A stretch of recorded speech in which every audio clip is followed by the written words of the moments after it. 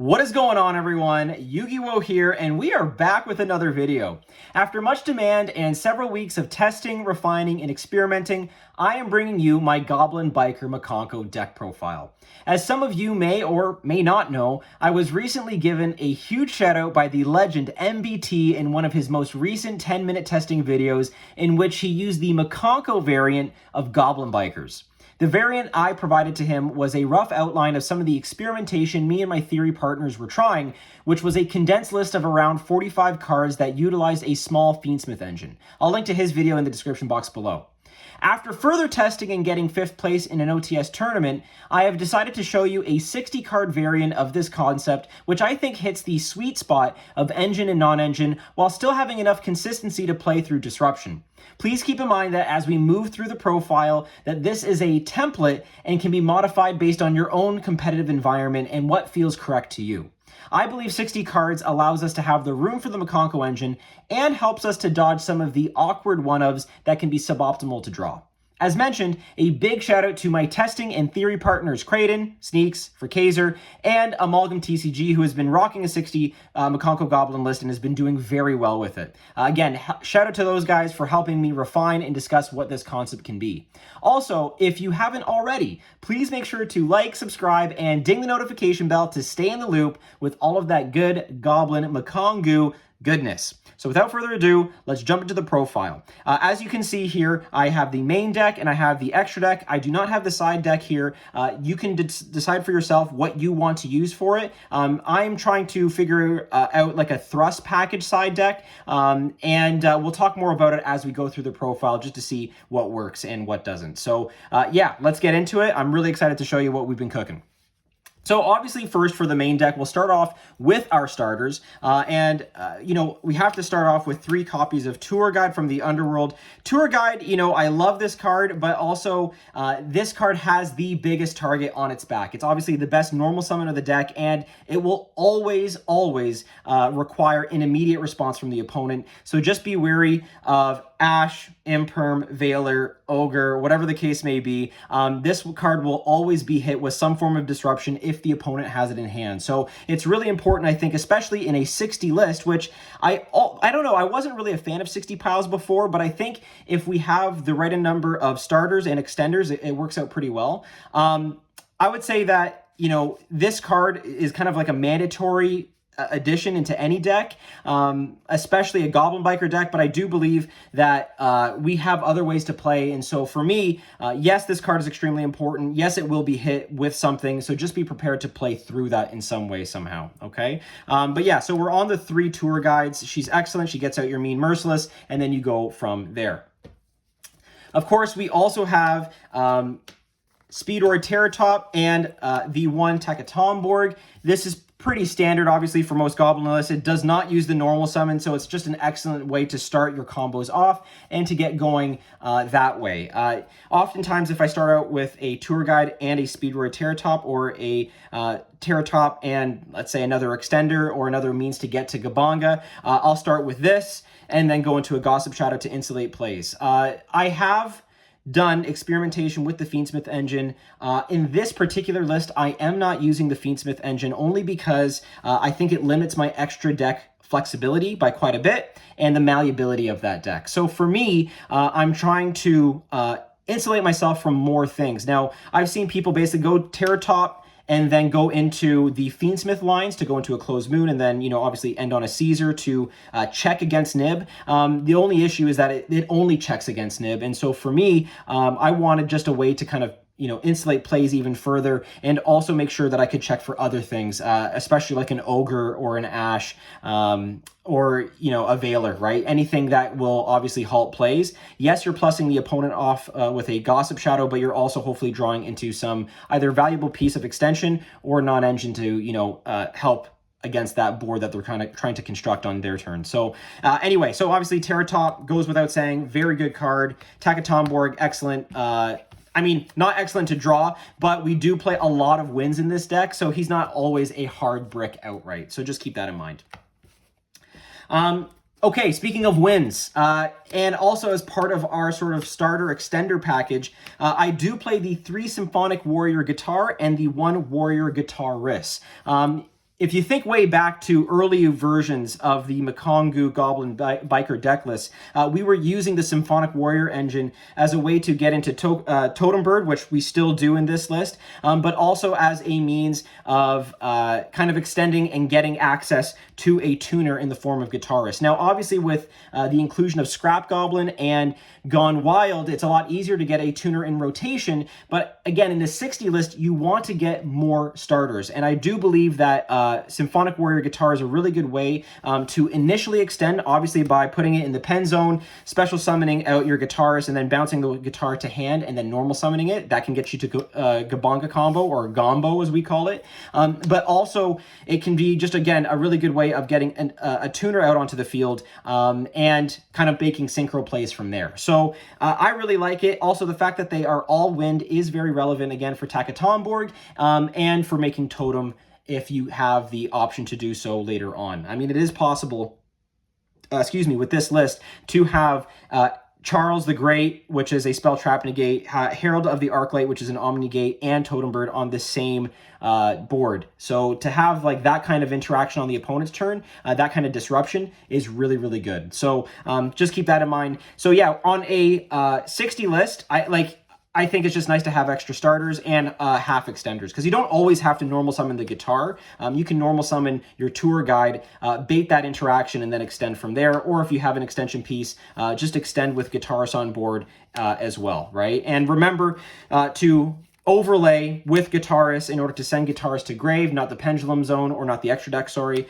So that way you can normal summon and revive the Guitarist later on in your turn for more extension options. And that's another good thing about this engine too, is that in a grindier game, if you top deck a guitar and you've already used a Guitarist and it's in your graveyard, you can normal summon the guitar, revive the Guitarist, and then go for your rank 3 combos from there. So anyway, I like the engine a lot. I think it's just another good way to extend, and opponents don't really know what to expect out of it. I will also say, yes, that the discard here for cost does hurt at times, especially if it's ashed or ogred, but in this list, we don't mind certain things being in the grave. Again, the Mikankos are a really good discard fodder and outlet for that. Okay, so let's get into the Goblin list. We've got, or the lineup, I should say. We got 2 Dougs. We have a Mean Merciless, a Clatter Sploder, and a Boom Mock. We'll just do the level 3 Goblins for now, or at least some of them. These are all fine. I have a preference to search Doug rather than open with him. I do understand that now Doug is a 1-card combo in and of himself, but I just think that he's kind of a precarious or a more vulnerable normal summon, so I'd prefer not to do that. And again, I'd rather be searching him and using his effect to special himself out on the field and then search a spell or trap. Usually it's a spell, right? Also, we have the Boom Mock here. Again, it's a wind, which is really relevant. But also, if you happen to draw the Doug, then Boom Mock is a good alternative add off of Gabonga. And of course, Sploder and Mean Merciless are what they are. They're excellent cards. You want to make sure that Sploder's in your graveyard on your opponent's turn, and you want to make sure Merciless is in your graveyard your turn so you can extend and make plays. Okay, let's keep it going. So again, continuing on with more of the Goblin cards, we do have 2 copies of Gone Wild, and I'll put also the 1 copy of Scrap here because I do think that they're kind of a package deal.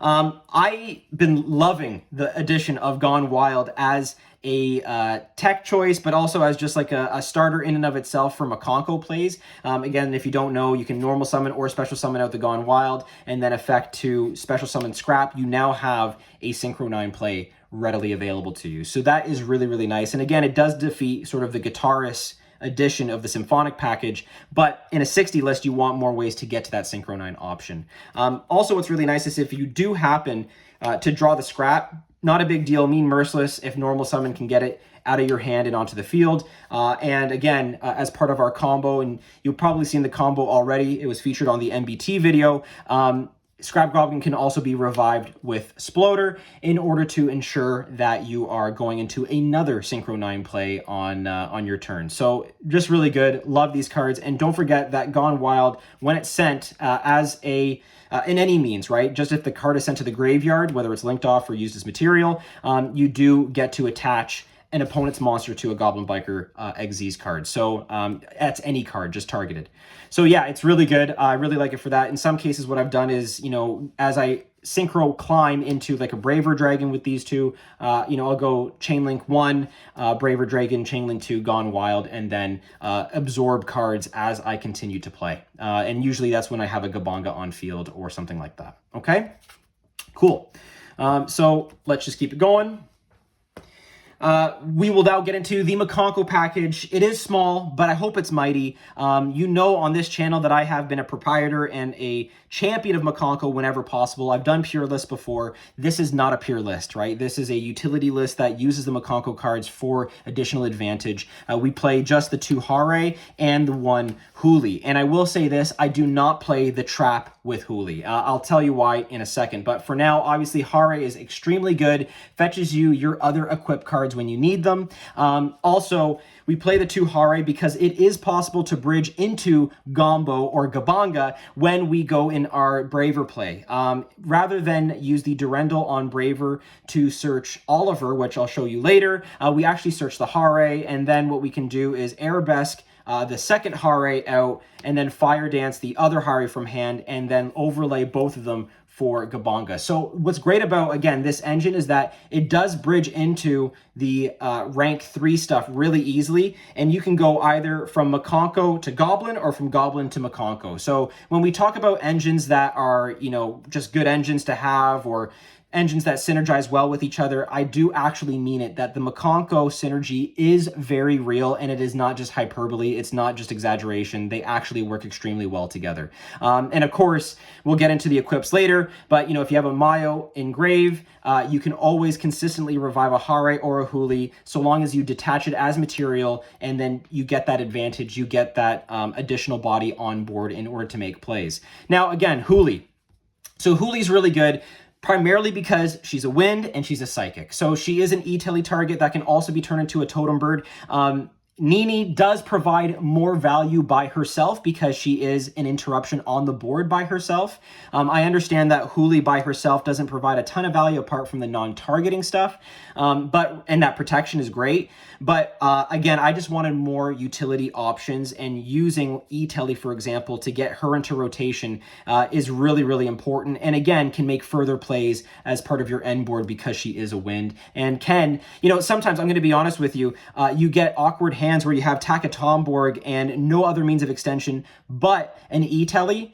It's really nice to use E-Telly for Huli, and then you can just special summon out your Takatomborg that way. Or you have, you know, in some cases, level 3 hand traps and just a Takatomborg and an E-Telly. So, you know, conserve the hand traps and use E-Telly for Huli, and then special summon out your Takatomborg. So yeah, it's really good that way. I understand that it feels suboptimal not to run the trap, but I just didn't want to run a ton of Garnets in this deck. And any of the Mikanko traps apart from Promise just feel bad by themselves without a Mikanko on board. So if you draw into it, it is bricky, as opposed to drawing into full armored Xyz, which, yeah, it feels bad when you draw into it, but at least you can get value off of it at the end of your turn by setting it at some point and getting additional value from it just being there. So yeah, that was my rationale behind it. Sorry if it was a bit long-winded, but that's how I'm approaching it.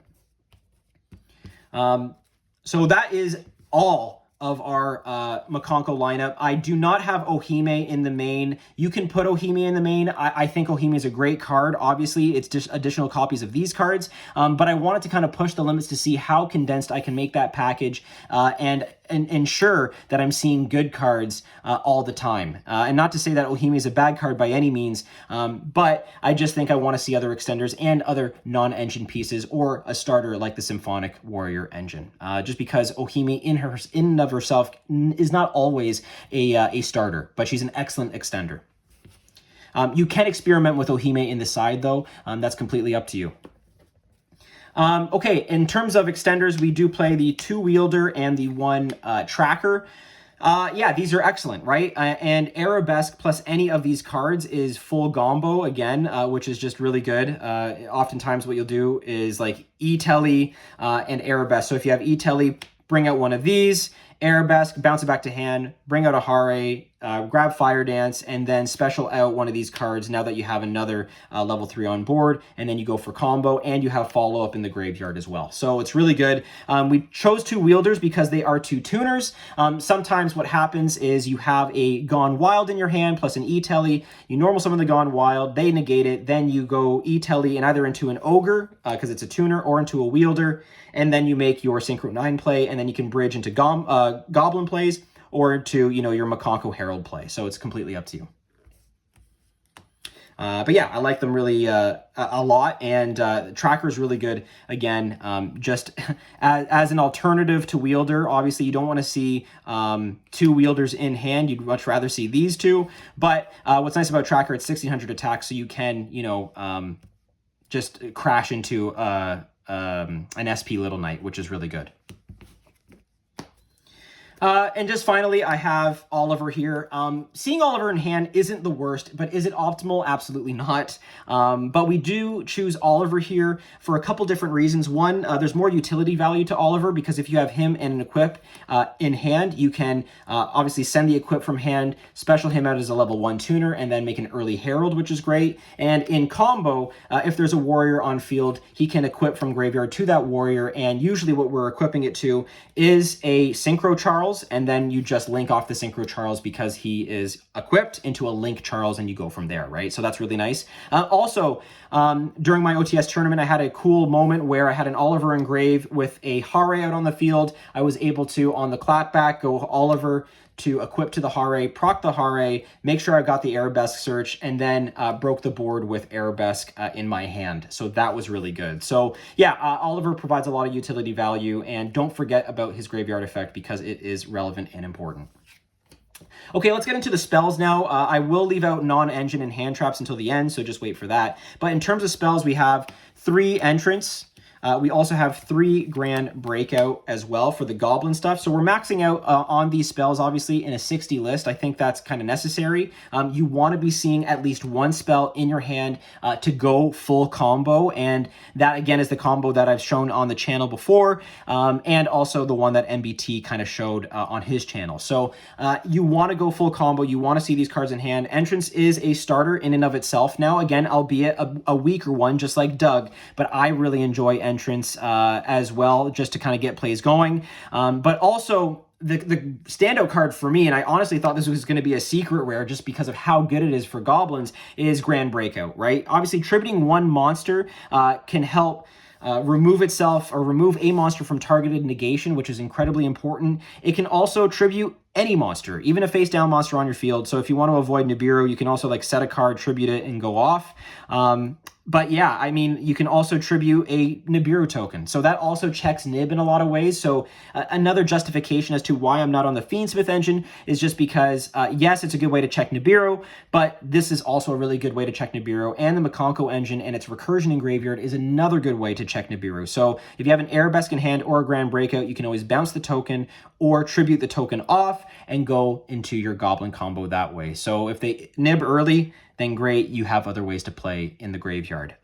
So yeah, and don't sleep also on the fact that Grand Breakout has a secret graveyard effect that you can detach as many materials as you want from Goblin cards, and it permanently reduces the attack of your opponent's monsters, and that is on attack declaration. So they want to run into something, that's fine, detach 2. All of your stuff permanently loses 2,000 attack. Now you are crashing into something, you're losing advantage, and they may not have the follow-up in that case. And it's especially good when you have a Herald of the Arclight on board and you're threatening that Omni Negate and that Floodgate effect, because they'll rush into a battle phase, and you'll go, great, I'll just detach. They run into the Herald, they die, or even if they don't die, they take the damage, and they've wasted a battle phase, and now they have to kind of try and construct a board through those Omni Negates and disruptions. So it's very, very good that way. And of course, you know, Grand Entrance is really good to detach materials on your turn, and add Graveyard Recursion to your hand that way as well. So really love these spells; they're excellent. Into the Mikanko spell. So we'll go into the equips.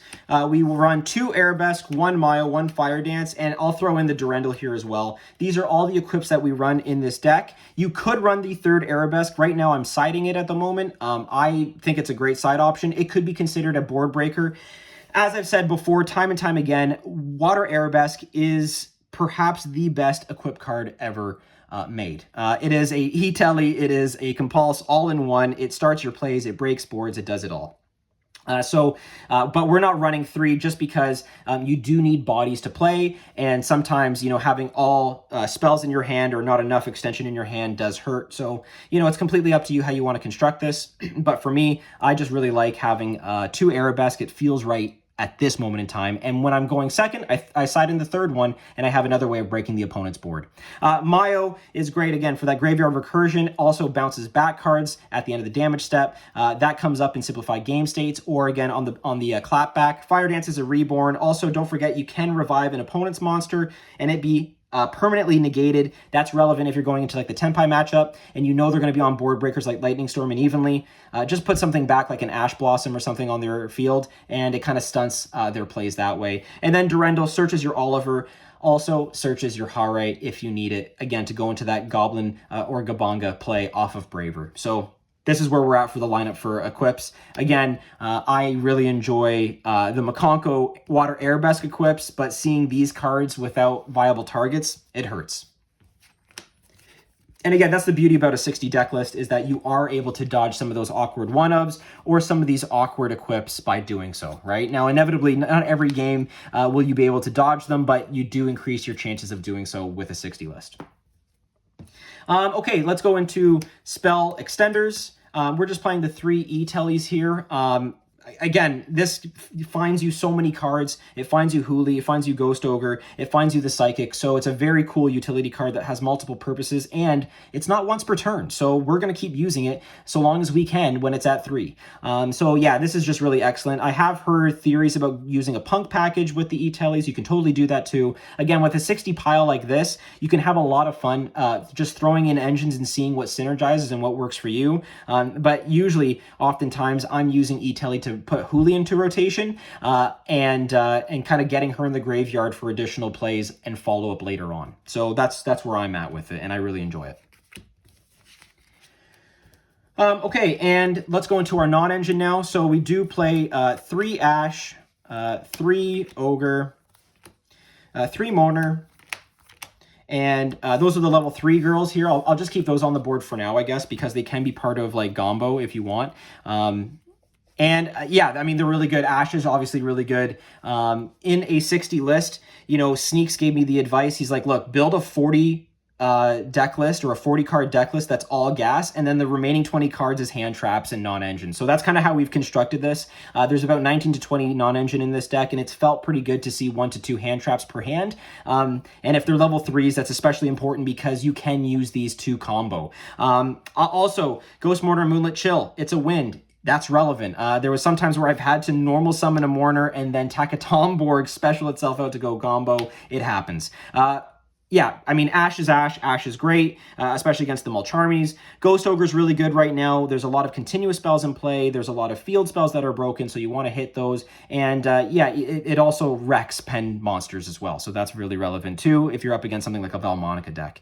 And then, of course, Ghost Mourner is Ghost Mourner. Not much to say there. Again, the fact that they're all 3s, that is what's relevant here.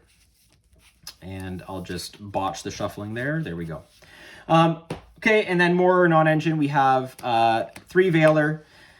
Veiler is Veiler. I will say that I did have one sort of awkward hand during the OTS that unfortunately kind of bricked me, where I had a Veiler and another non-engine, and I just wasn't able to extend. If Veiler was another level 3, like a Ghost Spell or something like that, I think that'd help, but Veiler is really good too, right? It's just another negate. It's not once per turn, so you have to kind of measure that risk and mitigate that risk yourself and negotiate whether or not you want to run that. I mean, I might change this out for like 3 bells or 2 bells and something else. It's totally up to you, but that's kind of how I'm looking at it and approaching it. It's a good card. It's just sometimes you can get a little bit bricked up with some of the hands that you get. Okay, and also more non-engine. I do have 3 Book of Eclipse here and just 1 Called By. I mean, called by is called by. Not much to say there. It's really good. Obviously, snipes a lot of problematic hand traps for us, like Droll, like the Mulcharmies, whatever. But Book of Eclipse, I'm using right now. You could put a Droplets here instead. I like the book just because you can book your own monsters. So that way, again, you can avoid targeted negation, which is really nice. So that, in addition to Breakout, helps insulate your plays a little bit. It is kind of awkward sometimes to book your monsters. But again, if you have Book of Eclipse and a Breakout, sometimes you might hold the Breakout for the nib. And if you book your own monsters, you can, again, tribute off the booked monster later on, just in case they don't nib and you still have the face down monster in play. So it's completely up to you how you want to approach that. Also, a lot of boards aren't prepared for the Book of Eclipse, and we do a great job in breaking boards as it is. I know it can be ashed. It is what it is. Again, this could be Droplet. Droplet is also really good in this list. It's just up to you and how you want to negotiate that. But what I found is that book is really effective just for kind of getting rid of problematic on-field cards, especially like Yubel, and then sucking them up through Lancer and Gone Wild.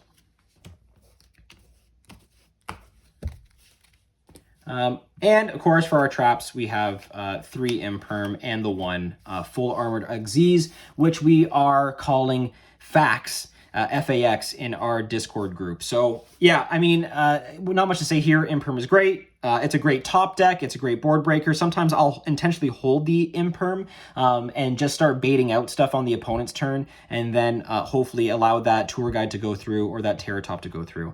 Full armored Xyz is what it is. You will draw this card inevitably once in your tournament experience, just because that's how it is, but I've tried my best to dodge it with a 60 list. But again, if you draw it, it's not the worst thing. You can still use it. You can still make it a viable card. And don't forget its ability to equip something in the grave, obviously, and that's going to proc Lancer. But also remember that the Mikanko girls continually proc Lancer as well because they're being equipped. It also procs the Emperor Charles pop, which is really good. So again, non-targeting, non-target attach with Lancer, non-target pop with Charles. Those are both excellent things. So there's that synergy as well, which is really good. And then we have our extra deck. So we are rocking the 2 big Gabonga. I mean, he is what he is. He's excellent. And now he's attaching Gone Wild in the end phase. And that's really good value to create more disruption and just layered disruption. And that's what I really love about this build, is that there's so much layered disruption that can happen that the opponent just runs out of gas because they really don't know how to play through this board.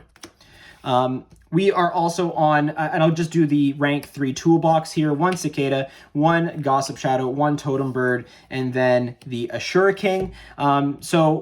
Again, Cicada King, you're often making on the opponent's turn with your Fax, which is really good. So I'll move it over here for the glare. So Cicada King is just an onboard negate, which is great. Shadow I'm making on my turn to insulate plays. Yes, again, putting another card in your opponent's hand sucks. But you're also putting another card in your hand, so hopefully it mitigates the problem and the disaster that way. The problem with having the Fiendsmith stuff before is that I only had room for a Gossip Shadow, and that was my only Fax target, and it was really, really annoying because as soon as I would go full Armored Xyz into Gossip Shadow, and it happened during play testing with Surge TCG, he would activate effect, okay, let's Gossip here, and he draws into the card that he was trying to search in the first place. That's just my luck, and I'm very trauma-informed as it pertains to deck building, so for me, I'm putting it Gossip as my turn 1 move. I'm not trying to make it on my opponent's turn. We do have Totem Bird here. It is possible to make Totem Bird with full Armored Xyz because we use enough wins in Graveyard. You can also keep a Huli up on board and then bring out a Boom Mock, make a Totem Bird that way. And of course, the Symphonics do a lot of work with making a Totem Bird as well. Look, it's a spell trap negate. You can't go wrong with that. And it's not only just a negation, it's also a destruction effect too, so that's good. And then Ashura King helps push for OTKs. If you equip an Ashura King with a Torpedo, it is just like this immovable wall of power, and it really helps break boards. And again, helps beat over some really problematic towers. So, you know, we're going to talk about that in a second. Again, also, it's a monster negate from anywhere. That's important to note, too, with a Shuriken. I wish it was multiple times per turn and not once per turn. It is what it is. But, yeah, it's really nice to have, you know, that ability to break their board. And then if they try to do anything in the graveyard or whatever, you can negate it with a Shuriken. We do play the armored package.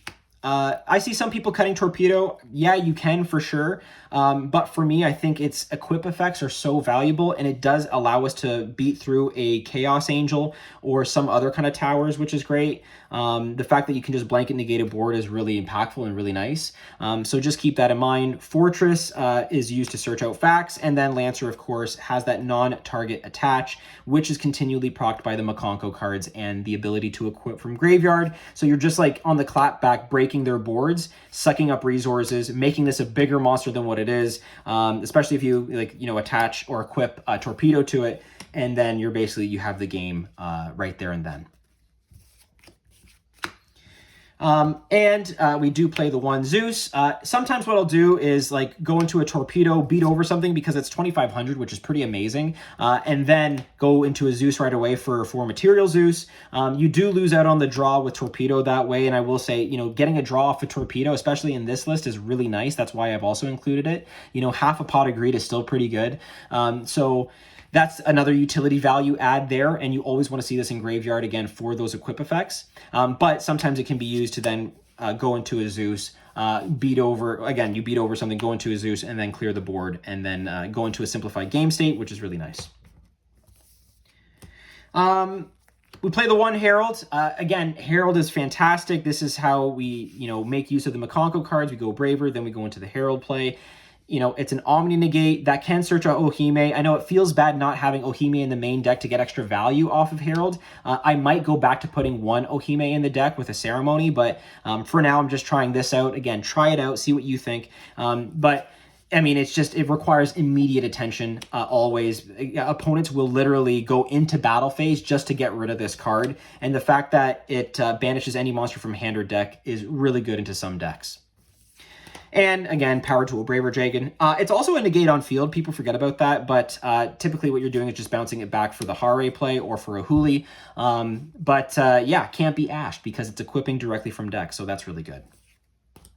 And finally, we do have our Charles package. Yeah, we carry both Chucks wherever we go. Obviously, it's a generic Synchro 9. People forget that. They think that, oh, you need a warrior or something. No, it's just one tuner plus one non-tuner monster. So we do that with the goblins pretty easily. Equip Oliver to this, or equip any Mikanko equip to this, and then you can go into Emperor Charles the Great.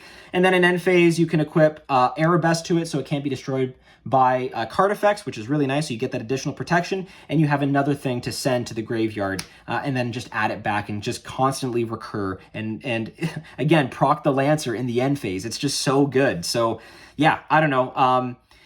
In this deck, we're getting multiple attaches off of Lancer. We're getting multiple pops off of Charles the Great. It just feels good. And so I really like the card. And then finally, we end with SP. SP is good when you have just extra used up Xyz monsters that you want to get rid of, banish a card, and then pull from there, right? And push from there. So that's where we're sitting at that point in time.